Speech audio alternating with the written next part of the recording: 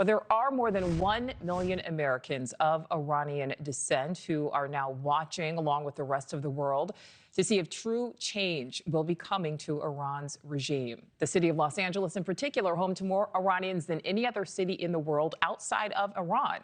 As tensions continue to grow in their homeland, many Iranian Americans are looking for the U.S. to take action as they watch the violent unrest unfold from afar. NewsNation's Nancy Liu is live in Los Angeles. So, Nancy, what are you hearing from within the Iranian community there? Well, Nichole, more Iranians have settled in Southern California than anywhere else in the world, which is why this section of the Westwood neighborhood is also known as Tehrangeles.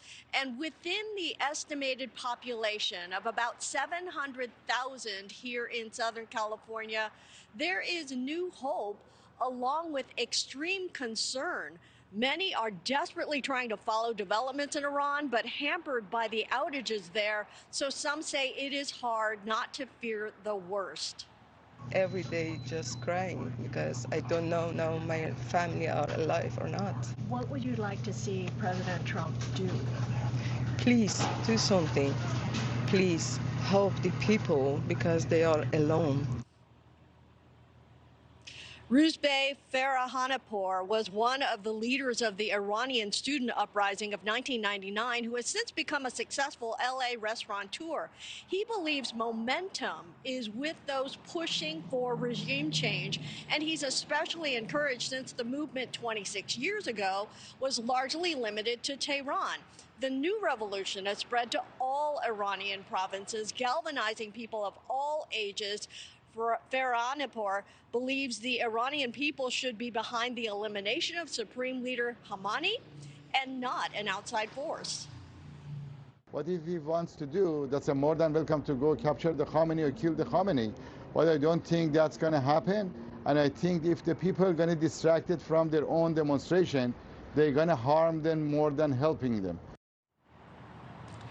Now, President Trump's Truth Social post just this morning, that's offering new encouragement since he says he won't talk to Khamenei unless they stop the killing.